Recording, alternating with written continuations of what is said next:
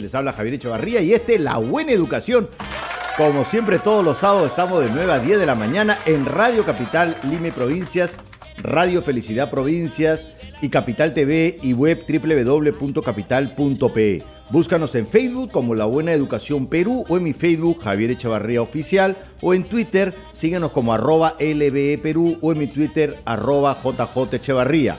O escríbanos a labuenaeducacion@minedu.gov.pe. Ahí escriben los testimonios y sobre esa base hacemos el programa. Y bueno, vamos a presentar a nuestra invitada del día de hoy, a Sofía Bamonde, especialista de educación primaria del Ministerio de Educación, que ya nos ha acompañado Sofía antes. Bienvenida, Sofía. Gracias, Javier. Siempre un gusto estar aquí en la radio contigo y tratar de estos temas tan importantes que a los padres de familia nos agobian a veces. Por ¿no? supuesto. Bueno. Y mira la pregunta para el día de hoy.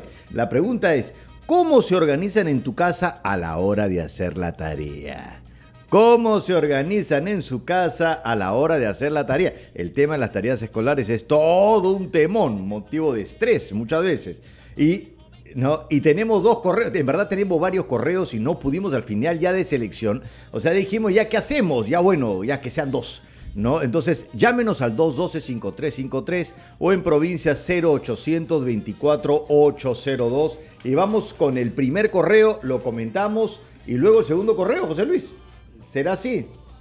Para el tercer bloque, el segundo correo. Vamos así a administrarlo un poquito. Entonces, la carta es: hola Javier, te escribo porque estoy un poco preocupada por mi pequeño. Y es que lo veo un poco abrumado por las tareas, ¿sabes? Y aunque mi esposo dice que es normal y que le va a costar un poco al inicio, no veo que se está adaptando. Este año escolar decidimos cambiar a mi hijo de colegio a uno mejor. Con mi esposo quedamos en hacer un esfuerzo económico y bueno, la verdad es que sí siento que el colegio es mucho más exigente y tiene mejores instalaciones. Lo que no estoy segura es que si este colegio es para él.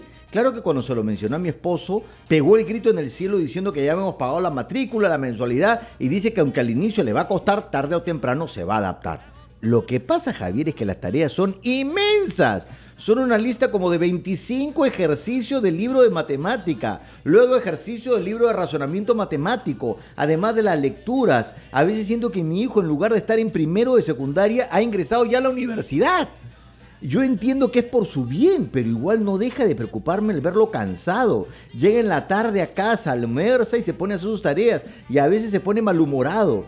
Pensé en conversar con el profesor, pero mi esposo dice que lo deje así nomás y espere que se adapte porque si ningún padre se está quejando, tampoco deberíamos hacerlo nosotros. ¿Qué hago, Javier? Hablo con el profesor, insisto en regresarlo a su colegio anterior, ahora hasta en el desayuno le doy un poco de maca para que tenga más energía, pero dime tú, ¿qué debería hacer? Dios mío, esta carta nos ha escrito Lucía, te parte el alma, por Dios. Llámenos al 212-5353 0824-802. Sofía, ¿qué piensas? ¿Qué hacemos con el hijo de Lucía? ¿Qué hacemos con el hijo de Lucía? Fíjate, Javier, es verdad, todo cambio siempre genera esta descompensación en los chicos. Por un lado, el cambio de amigos, el cambio de maestro, el cambio de un escenario distinto, incluso del lenguaje. Porque si bien es cierto, todos los colegios son colegios, en cada institución educativa hay una cultura escolar propia. Exacto. Entonces, es cierto, quizá el tema de adaptación esté ahí presente. Pero por otro lado también es cierto que hay que ayudar al hijo de Lucía y esta ayuda pasa porque quizá vayamos también acompañándolo desde casa en este proceso de adaptación, desde un compartir con ellos las bondades, lo bonito que puede ser un cambio, lo trascendental. Claro, lo que pasa, Sofía, que aquí el cambio es de colegio y de primaria a secundaria. Entonces ya de por sí de primaria a secundaria hay un cambio grande. El cambio de colegio es... Ahora, lo que no sabemos si esta cantidad de horas, o sea, las tareas son inmensas. Así es. Pero tampoco sabemos qué tanto sabe optimizar ese tiempo este chico, cómo son sus hábitos de estudio. Así es. Porque el problema es que la mayoría de los estudiantes no saben estudiar y están horas frente al cuaderno y no necesariamente es un tiempo útil. Es verdad. Y ahora tenemos todavía incluso otros distractores, como el teléfono, el celular, el Facebook. Sí. Esto puede generar después un descontrol porque perdí tiempo en el Facebook media hora y después me abruman las tareas. Claro. Eso también es cierto, ¿no? Pero hay que ir conversando con él, cómo se siente, cómo se está sintiendo y ayudarlo a transitar en este proceso, brindándole de alguna manera la tranquilidad. Exacto, me parece bien y ya empiezan la llamada, me parece bien que puede haber esta comunicación con el chico, pero una de las cosas que me llama la atención, y te lo digo para irlo pensando, les es más fácil escribir a la radio que ir al colegio porque tienen miedo también el qué dirán, porque dicen, somos lo nuevo, qué van a pensar, lo demás, de repente uno se está quejando. Y yo no digo que vayan a quejarse, pero que vayan donde el profesor a pedirle conversar. tips. A decir, mira, esto nos está pasando. Es necesario. ¿No? ¿Qué consejo me das? Es ¿Qué cosas necesario se puede hacer? y ahí quería aterrizar, Javier, Claro. precisamente ahí quería aterrizar porque en realidad debe haber una comunicación muy cercana entre la escuela y la familia. Exacto. Debería haber una comunicación muy cercana, no para quejarse, Claro. no para poner las cosas que están mal, sino para entender cuál es la metodología que se está utilizando en la escuela, cuáles son los objetivos y finalmente la escuela y las familias deberíamos llegar a un consenso. Y pedir consejos también. Así es, porque finalmente ambos trabajamos para que los estudiantes de alguna manera estén bien, se sientan bien, aprovechen en el mejor de los casos todo lo que se pueda hacer y tengamos objetivos comunes. Claro. Y tú has dicho la frase, no es para quejarse. Lo que pasa es que muchas veces en el Perú, ir a hablar es sinónimo de ir a quejarse. No es ir a comunicarnos para entender, para saber, para mejorar. No, anda a hablar, anda a quejarte. ¿Qué cosa? ¿En qué momento hablar? Ya fue sinónimo de queja. No sé qué nos pasó. Vínculo cercano entre la familia y la escuela. Exacto. Objetivos comunes entre familia y escuela. Esto ayudaría mucho a que los estudiantes, los niños, las niñas, los adolescentes, las adolescentes estén de alguna manera más comprometidos con todo. Claro. Y se sientan bien. Muy bien, ahora sí vamos a recibir las llamadas. ¿Aló? Hola, ¿cómo estás? ¿Cómo te llamas? Sara, ¿de dónde llamas, Sara? Desde Huancayo. Desde Huancayo, me encanta Huancayo, siempre que voy lo disfruto muchísimo. Dime, Sara, ¿cuál es tu pregunta o tu comentario? Sí. Mi hijo tiene 4 años. Ya. Y no quiere hacer las tareas en las tardes. Tengo que lucharla para que pueda hacer. También me deja muchas tareas. No sé, y se distrae tan rápido a la hora que quiero hacerle, le digo, y la mirada a otro lado. Tengo que... ¿Tu hijo está en un centro de educación inicial privado? Sí, privado. Privado, ya, ok. Muy bien, Sara. Y dime la otra pregunta cortita, por favor. Y es bueno que los niños a esa edad ya participen en los concursos que hay ahora, o no es bueno. ¿Concurso de qué tipo? Los concursos de matemática, comunicación. ¿De matemática? ¿4 años? Sí, hay concursos. Santísimo, ya, ok. Sara, gracias por tu llamada. A ver, veamos la siguiente llamada. ¿Aló? Hola, ¿cómo estás? ¿Cómo te llamas? Buenos días, le habla Glemi de San Juan del Lurigancho. Glemi. Correcto. Glemi, qué bonito nombre, Glemi, de San Juan del Lurigancho. Dime, Glemi. Yo quería hacerles una consulta. Mire, tengo un niño que de 4 años, y le hago la otra pregunta. Está en un colegio particular y él ahorita tiene 9 cursos que lleva. ¿9 cursos? Correcto, es un suplicio hacer las tareas en las tardes. Lo que quiero saber si es correcto que un niño de esa edad esté ya con esa responsabilidad, porque tengo entendido que los colegios del Estado no llevan ese tipo de responsabilidades todavía a esta edad. Exacto, muy bien. ¿Estaría haciendo bien ahorita con él? Excelente. ¿O lo estoy cansando para más adelante? Porque tengo un niño es un adolescente de 18 años que no pasó por esa etapa, pero fue diferente. Claro. Entonces no quiero cometer esos errores con el pequeño. Perfecto. Excelente tu llamada, Glemi. Muchas gracias. Gracias a gracias. ustedes. Una tercera llamada. ¿Aló? Aló, buenos días. Hola, ¿cómo estás? ¿Cómo te llamas? Mónica Noriega Vargas. Mónica, ¿de dónde llamas, Mónica? Estoy llamando de acá de Los Olivos. Muy buenos días. De Los Olivos, Mónica, dime, ¿cuál es tu pregunta? Bueno, mi hijo tiene 7 años y está en segundo grado de primaria. Ya. Entonces, mi pregunta es, mi hijo estudia en un colegio privado. Mi pregunta ¿es normal que en los colegios hagan simulacro de 80 preguntas? Simulacro de 80 preguntas para 7 años. Sí, para 7 años, el segundo grado de primaria. Dios mío, ya. A ver, mi hijo el año pasado cursaba el primer año de secundaria y también tenía las 80 preguntas del simulacro, ¿no? Y, ellos responden muy bien las preguntas, son 80 preguntas y mi hijo respondía todo muy bien. ¿El de secundaria y el de 7 años también es de 80 preguntas?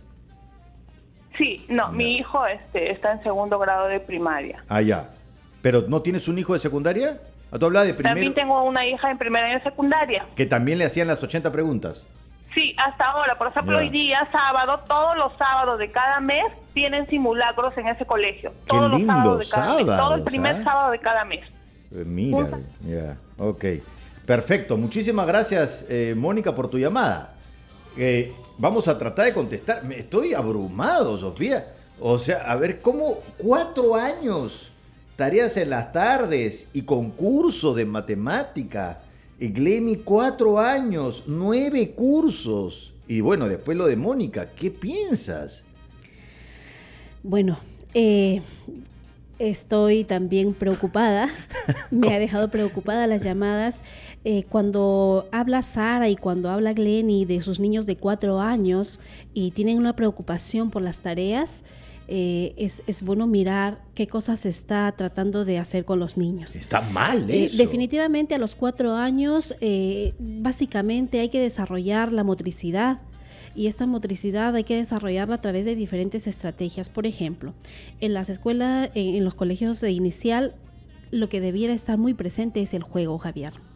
Porque el juego es una estrategia con procesos metodológicos secuenciados que los maestros deberían desarrollar para que los niños aprendan o desarrollen ciertas capacidades que son fundamentales, como por ejemplo el de la observación, el de la socialización, y también actitudes como la tolerancia. Entonces el juego se convierte en una actividad fundamental a los 4 años.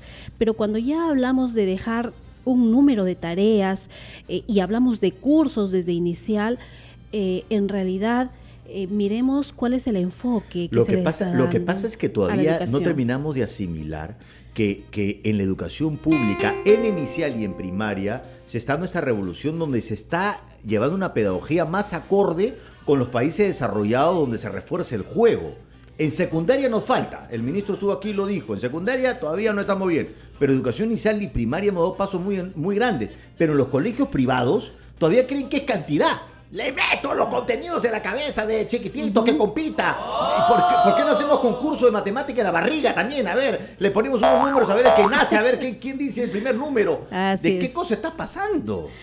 Sí, y entonces terminan abrumando, más que a los niños, terminan abrumando a los padres. Claro. Porque la preocupación de Sara y la preocupación de Glenny de verdad es una situación abrumadora para ellos como madres, ¿no? Que además ven que los niños obviamente no responden en la casa. ¿Por qué? Porque definitivamente tienen la obligación de sentarse y a veces los padres queremos que nuestros hijos hagan las cosas a la perfección y eso nos estresa más.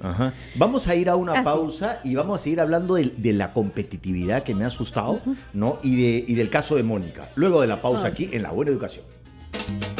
Seguimos aquí en La Buena Educación y vamos a seguir comentando las llamadas y luego entrarán nuevas llamadas.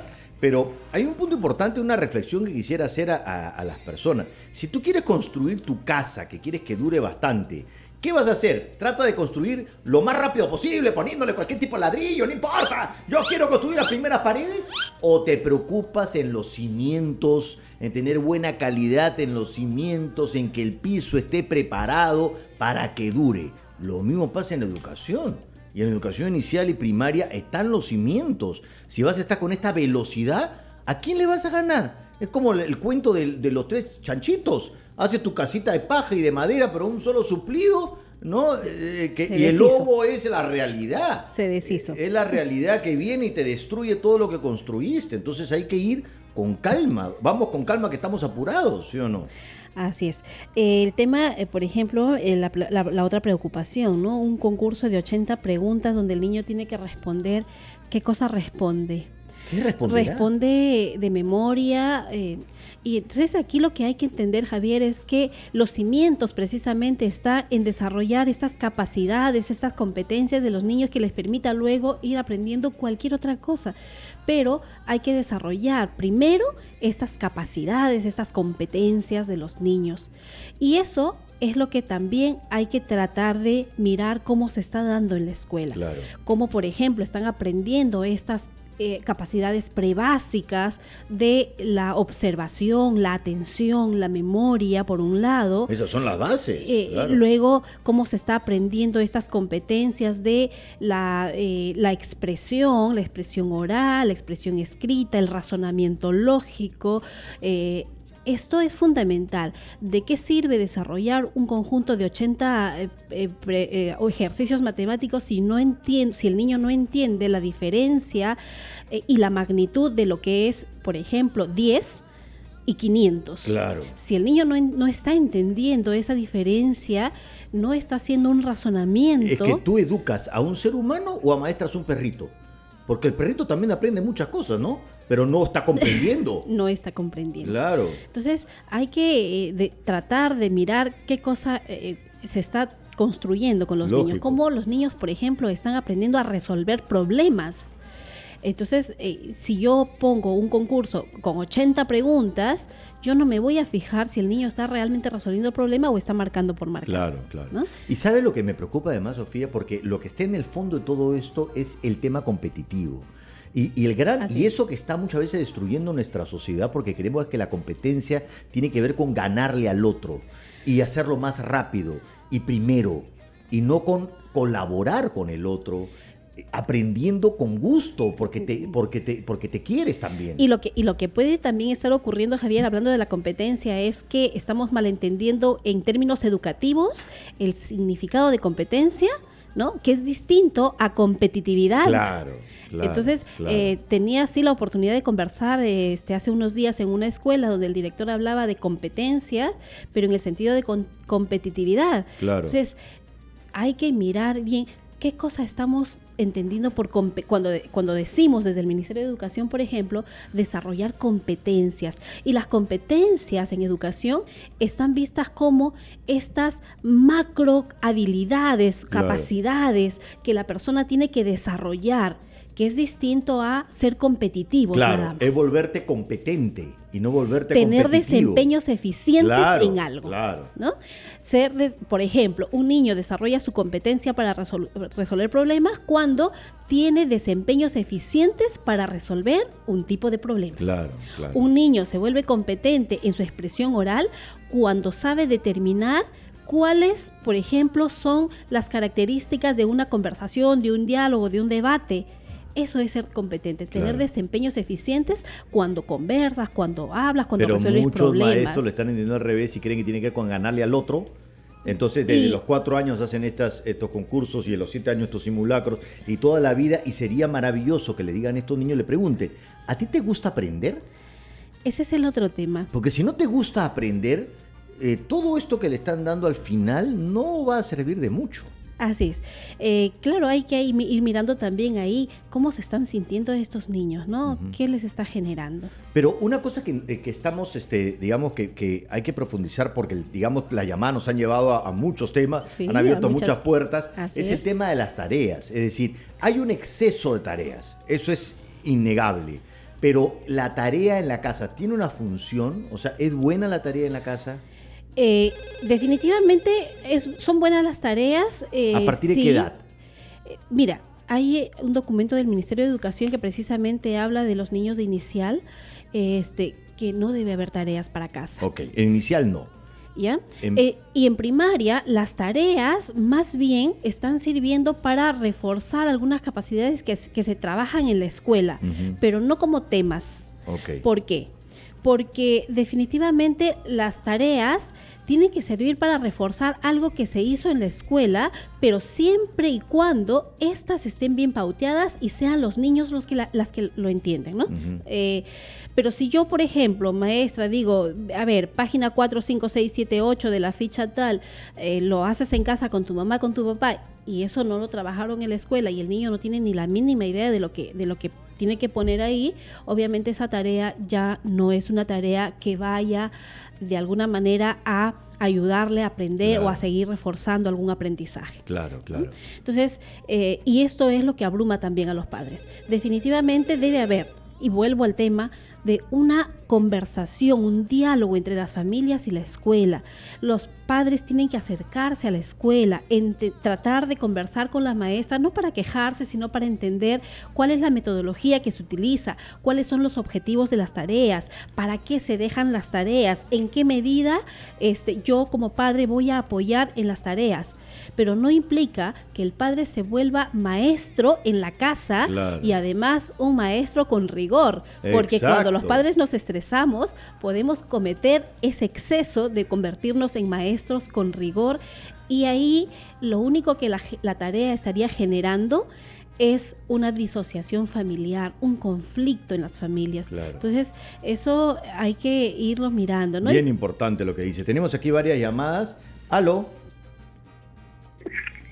Aló, buenos días. Hola, ¿cómo estás? ¿Cómo te llamas? Me llamo Jenny. Jenny. ¿De dónde llamas, Jenny? De Villa El Salvador. De Villa El Salvador. Dime, Jenny, ¿cuál es tu pregunta o tu comentario?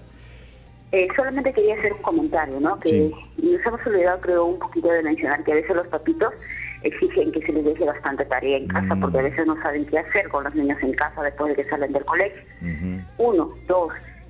También los colegios, bueno, no son nada de los colegios, en contra de los colegios particulares, mis hijos están en un nacional, pero veo que le dedican un poco más de tiempo a que los niños puedan aprender los temas, en vez de que estén aferrados a un libro que tienen que terminarlo, porque a veces cuando no lo terminan existe el exigencia de los papás en los colegios, que a veces piden libros tan caros y que no los llegan a terminar. ¿No? Eso era todo lo que quería comentar. Muchas gracias, Jenny, por tu llamada. Gracias. ¿Aló? ¿Aló? Hola, ¿cómo estás? ¿Cómo te llamas? Juana. Juana, ¿de dónde llamas, Juana? De Pueblo Libre. De Pueblo Libre. Dime, Juana, ¿cuál es tu pregunta o tu comentario? Sí, yo quería, bueno, mi pregunta es sobre los colegios. Dentro del colegio, la tarea en el aula, los profesores actualmente trabajan con demasiadas copias. Entonces yo veo que en el cuaderno, ¿para qué piden cuadernos y tanta copia? Y los niños se acumulan, mi hija está en primer grado y se acumulan de copias. Entonces, como primer grado, están desorganizados, las copias no saben en qué cuaderno pegarlo. Otra cosa, yo creo que actualmente los profesores se confunden competencia con competir. Los niños no están para competir. Okay, perfecto. Competencia quiere decir que tienen que saber resolver un problema. Excelente, no Juana. Enfrentarse. Sí, eso es justamente lo que estábamos conversando. Muchísimas gracias. Y a ver la otra llamada. ¿Aló? Aló. Hola, ¿cómo estás? ¿Cómo te llamas? Edgar. Edgar, ¿de dónde llamas? De Comas. De Comas. Dime, Edgar, ¿cuál es tu pregunta o tu comentario? Mira, mi comentario es que yo ya tengo un hijo, bueno, de 27 años, ¿no? 27. Yo ya he sido padre. ¿Aló? Aló. Sí, 27 años me dices, ¿no? Sí, ya es un profesional, pero antes, ¿cómo era, no? Yo trabajaba y la que se quedaba en casa mi esposa, y ella se hacía cargo de las tareas y de él. Y nos ha ido bien, porque ahora es un profesional, ha hecho su maestría y está bien. Ok. Muy bien. Ok. Gracias, Edgar. Muy bien. Bueno, vamos a tratar de responder a una más. Ok. ¿Aló? ¿Aló? Hola, ¿cómo estás? ¿Cómo te llamas? Marisol. Marisol, ¿de dónde llamas? De Surco. De Surco. Dime, Marisol. Yo escucho que mandan las tareas inicial, ya. Y yo quiero irme al otro extremo. Y conozco un familiar que tiene un niño de 3 años y medio que no le manda el inicial.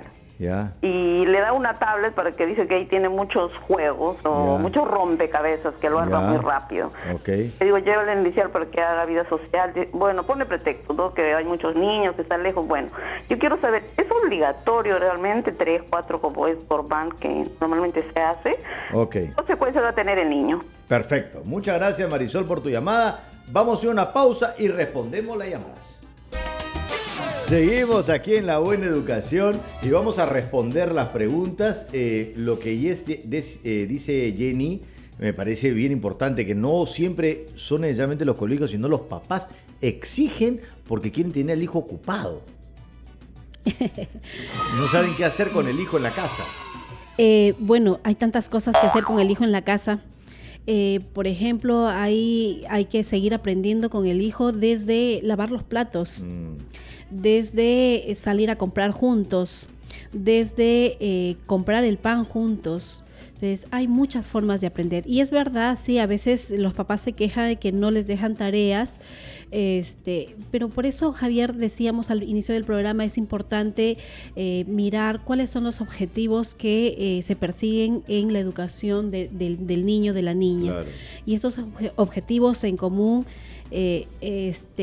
aunque a veces, claro, no necesariamente estemos yendo por el mismo sendero, lo que planteamos desde el Ministerio de Educación es un aprendizaje para la vida, un aprendizaje con situaciones de la vida cotidiana, ¿no? Que es importante.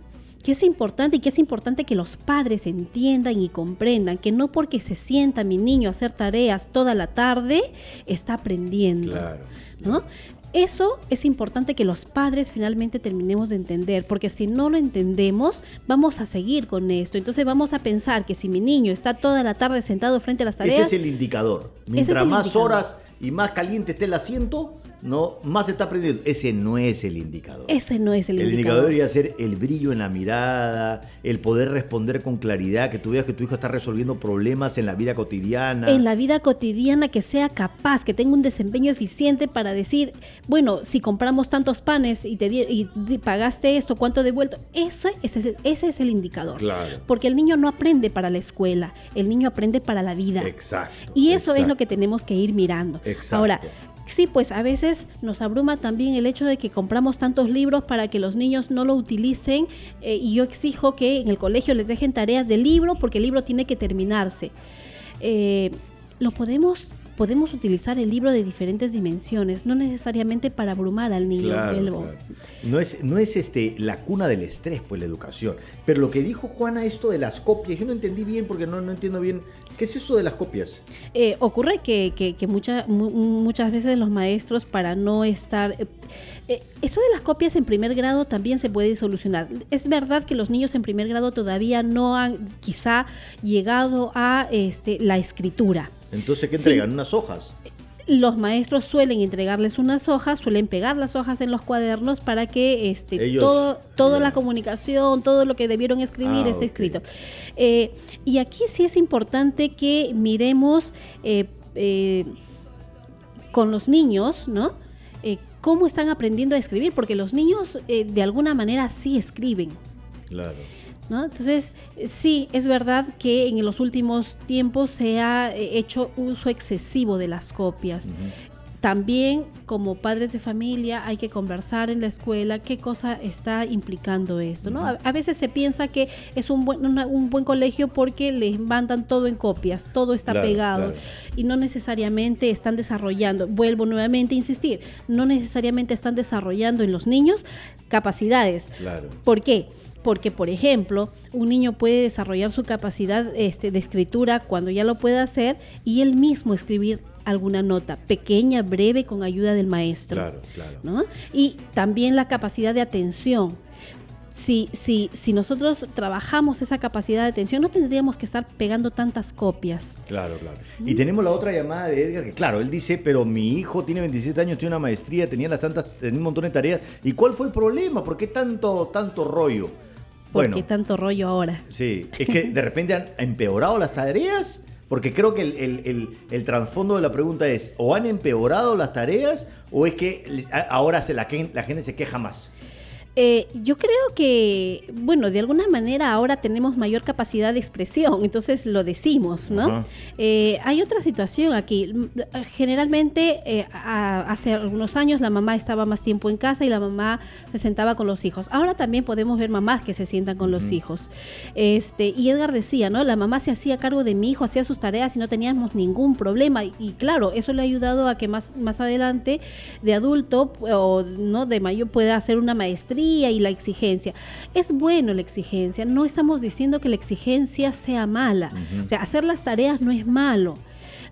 Pero lo que sí hay que ir mirando también es cómo se dosifican estas tareas, cómo se están sintiendo los niños abrumados, cómo se están sintiendo las familias. No todo puede ser malo, Javier. Claro. Nosotros a veces, mira, como a veces ¿a quién les abruma las tareas? A veces a los adultos. Y a veces lo transmitimos sin darnos cuenta que estamos transmitiendo algo. Por ejemplo, digo, ay, hoy es domingo, ay, mañana hay que ir a trabajar. Claro. ¿Qué estoy generando? Claro. Estoy generando esta idea que el trabajo es malo y como es malo yo me canso. Entonces, ¿quién está dando ese mensaje subliminal? Soy yo, adulto. Exacto. Entonces, no tenemos por qué quejarnos de la tarea, no tenemos por qué quejarnos del trabajo, ¿no? Pero a veces somos los adultos los que nos abrumamos y damos mensajes subliminales de cansancio, de estrés, ¿no? Eso no quiere decir que si se deje tareas, no se deje tareas. Las tareas siempre son importantes. Cuando tienen un objetivo claro, hay que hacerlas, forma nuestra personalidad, forma nuestra, también forma... Pero solamente cortito porque ya está la llamada y tenemos que leer, solamente para responder lo de Marisol, ¿es obligatorio ir a inicial a los 3 años? Bueno, en realidad el tema de a los 3 años de ser obligatorio no es obligatorio, pero sí me preocupa esta otra situación, claro, ¿no? Le entrego la tablet, un rompecabezas y que no con la tablet aprenden más. Definitivamente con la tablet se aprende mucho, pero hay otro tema aquí, la importancia de que los niños aprendan a socializar.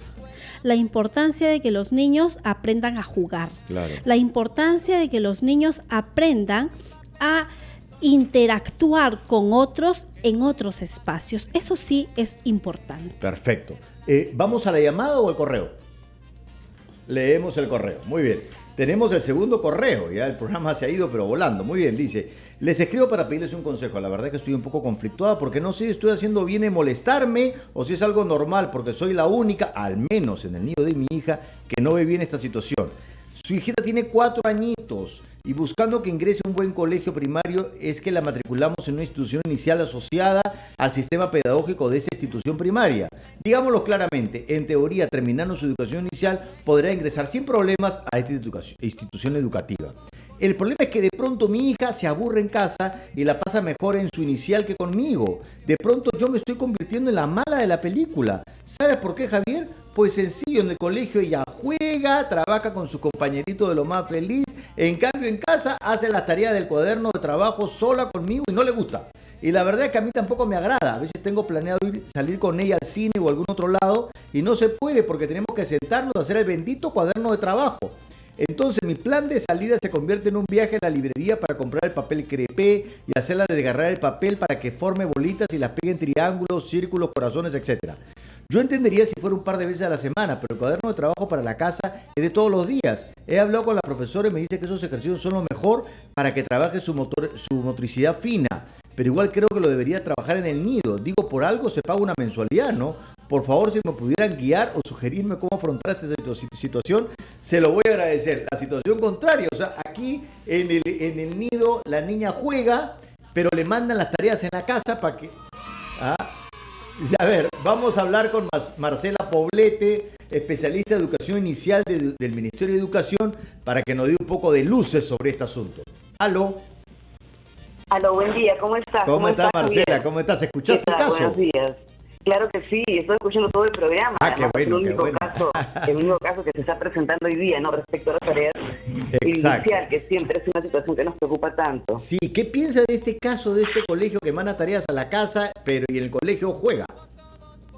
Mira, que en el colegio juegue fabuloso, claro. pero el niño en la casa tiene que hacerlo y tiene que hacerlo con los padres. Claro. ¿No? La idea es que, mira, en un momento dado, en el inicial nosotros dijimos que no se daban tareas en educación inicial, ¿no es cierto? Sí. Un poco para empezar a regular todo ese exceso, digamos, que se estaba cometiendo en las escuelas de inicial respecto a las tareas, pero que aún se viene dando. Entonces, lo que nosotros orientamos a las maestras hoy en día es que la tarea en sí no es un problema. El problema es la calidad y el tipo de tareas que se le da a los niños, ¿no?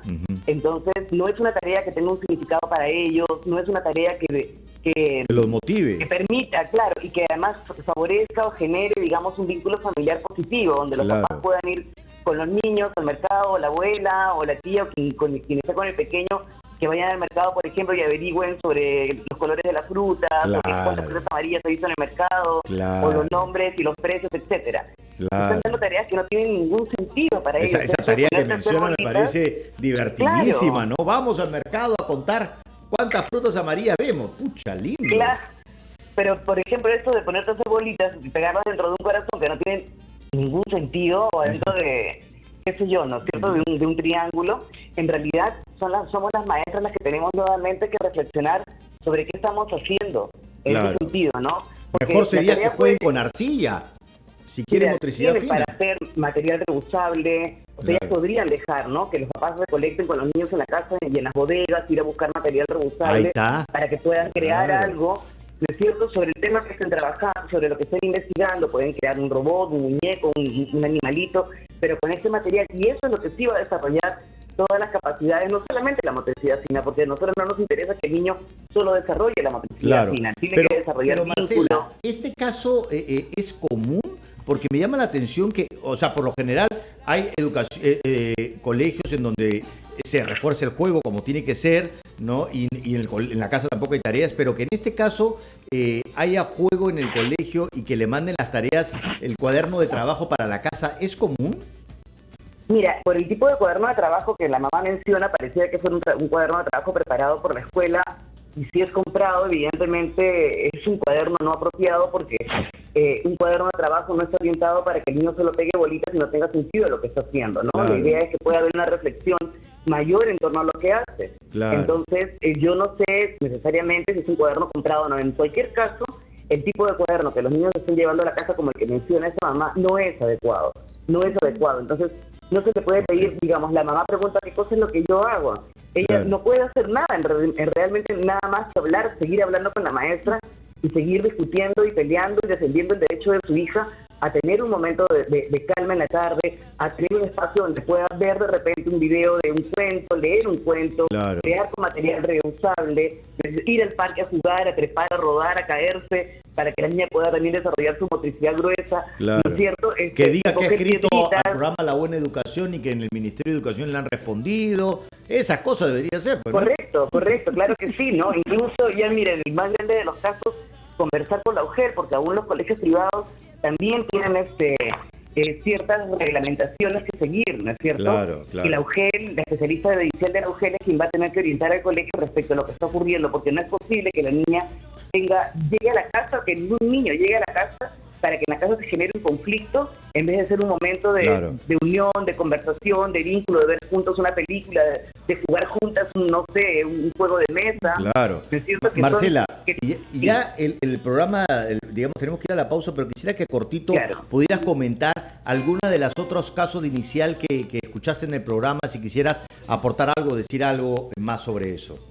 Han estado todos orientados más o menos en lo mismo, Javier, ¿no? En una práctica pedagógica no adecuada, porque esa es una práctica pedagógica no adecuada, en que la maestra no está usando, digamos, todos sus recursos como maestra para que el niño pueda también desarrollar sus capacidades en la casa, que no está mal que ella pueda mandar una orientación, pero ese tipo de tareas, donde el niño va a pegar bolitas, va a recortar, va a pintar adentro de un espacio, va a cortar por una línea, no es una práctica adecuada. Está creando conflictos en la familia, no es posible que la escuela entre a la casa para crear un conflicto en vez de generar vínculos positivos. Perfecto, excelente. Muchas gracias, Marcela, por este enlace telefónico. Vamos a hacer una pausa y volvemos con la última parte del programa.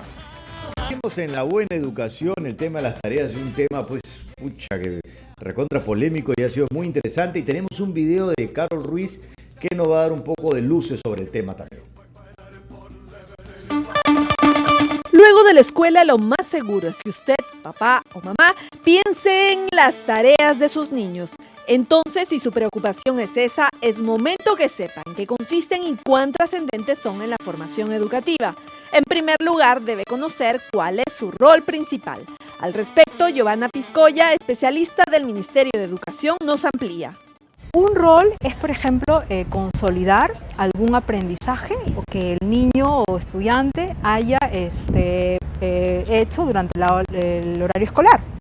Entonces ahí, por ejemplo, los docentes pueden dejar tareas, consolidar, aplicar, transferir conocimientos que ellos hayan desarrollado. Fuera del horario escolar, en la casa, el estudiante tiene que ser capaz de desarrollar un proceso un poco más autónomo de aprendizaje, ¿no? Organizarse para el aprendizaje, organizar su propio espacio, su propio tiempo. Es sumamente importante que el niño no vea televisión cuando haga la tarea, que no coma cuando haga la tarea, que no se esté levantando, parando, dando vueltas, ¿no? O que deje la tarea a medias y se vaya a descansar.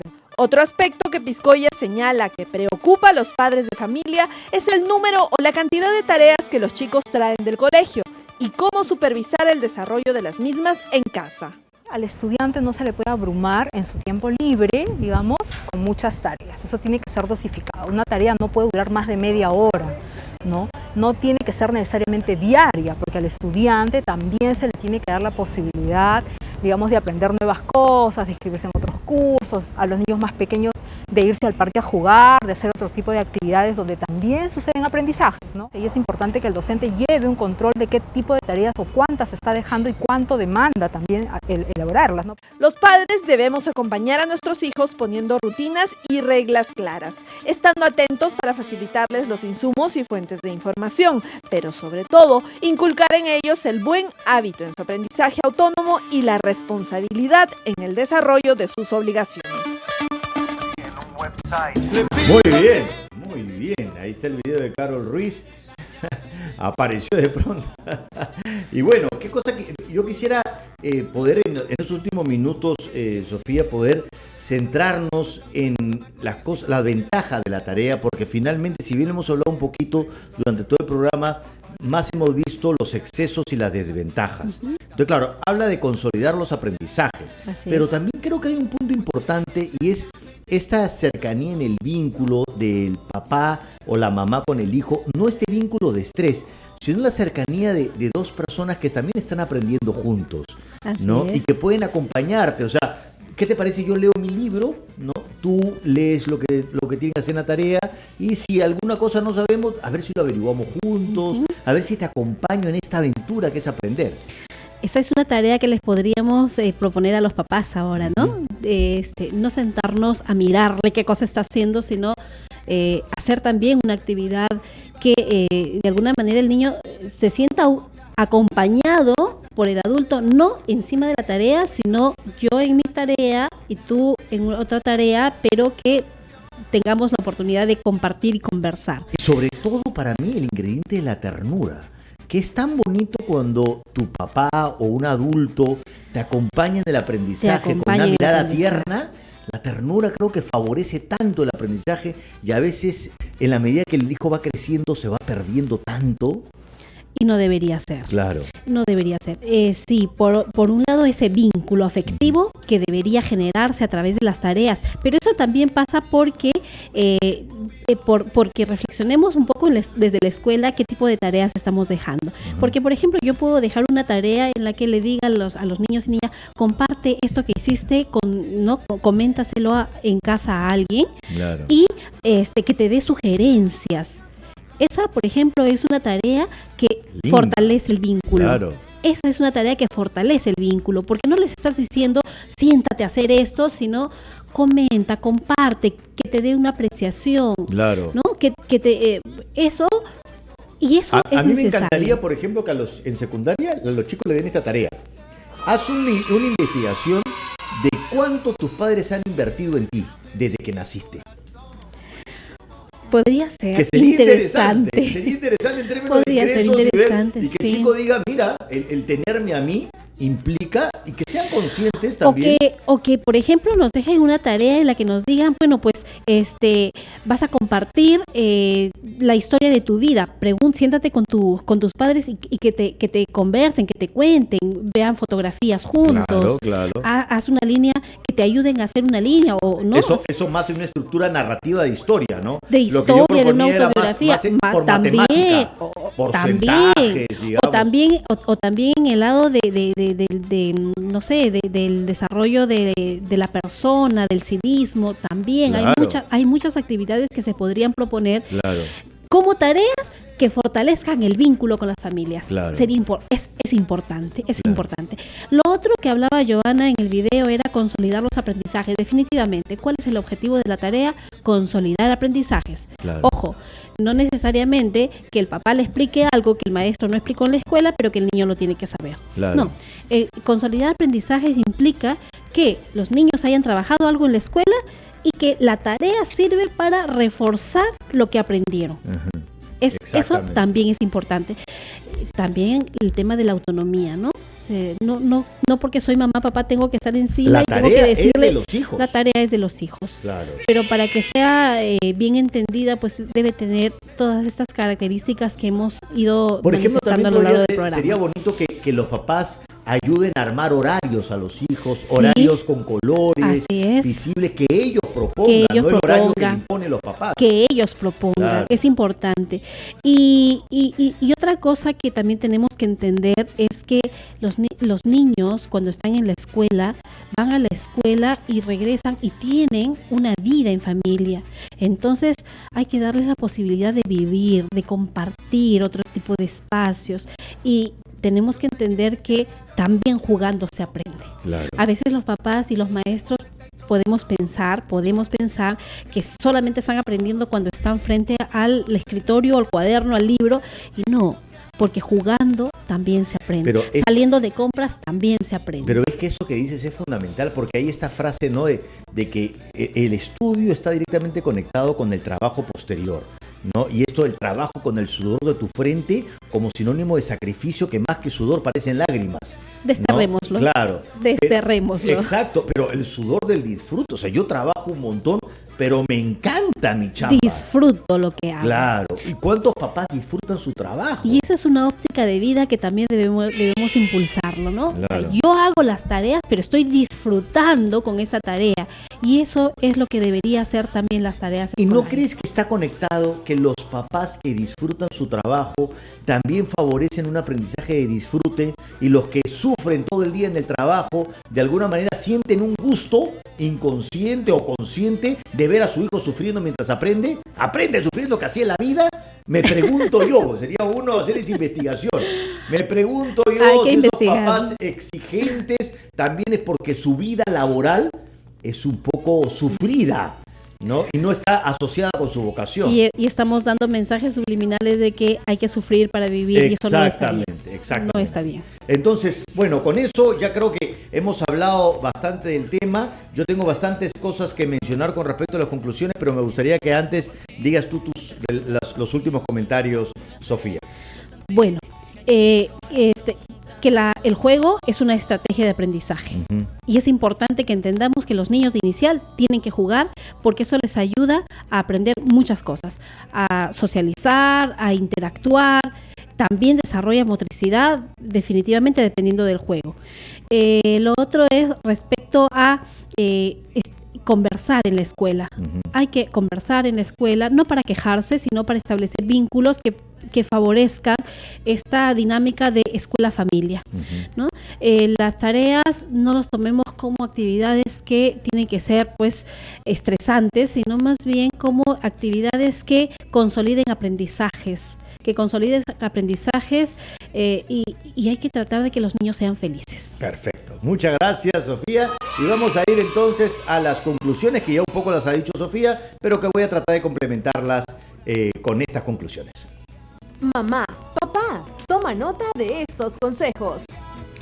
Primera conclusión: la tarea no es con té de tortura. La tarea es para consolidar aprendizajes. Es para que el aprendizaje pues entre más adentro, pero para que ese aprendizaje no sea tortura, tiene que estar conectado con que eso tenga un valor para la vida del niño, un valor útil. Segundo, si hay mucha cantidad de tareas o si hay una cosa excesiva, no tengas miedo de hablar. Sofía lo ha mencionado, pero quiero reforzar el tema del miedo. A veces es más fácil escribir a la radio, conectarse por las redes, preguntarle al ministerio, que cruzar la calle, ¿no? Y ir al colegio y conversar. Nuestro país necesita la comunicación. Comunícate con tu hijo para ver cómo se siente, cómo está viviendo las cosas, y comunícate con los profesores para ver cuáles son sus objetivos, cuál es su mirada, tratar de entender la mirada del maestro. No podemos comunicar, no significa pelearnos, no significa quejarnos, no significa imponer la verdad, significa encontrar puentes. Tercero, la casa no puede ser la cuna del estrés o la prolongación del estrés. Tienes que aprender a manejar el estrés. Y si tu hijo no lo está aprendiendo bien, tú ayúdalo. No le pongas leños a ese estrés, estresándote tú. Siguiente, ayúdalo a hacer horarios. Esa puede ser una buena posibilidad. Y cuarto o quinto, ya no sé, las bases son fundamentales. Antes de la rapidez o la competitividad o de ganarle al otro, las bases, el juego, tener competencias para la vida y disfrutar. Si tú no disfrutas tu trabajo, ¿quieres que tu hijo también siga viviendo como tú? ¿O vas a hacer que ese aprendizaje sea de disfrute? Y para eso se necesita, además, fundamental, la inteligencia emocional. Y les cuento algo, el próximo programa vamos a hablar toda la hora justamente de inteligencia emocional. Así que nos vemos el próximo sábado.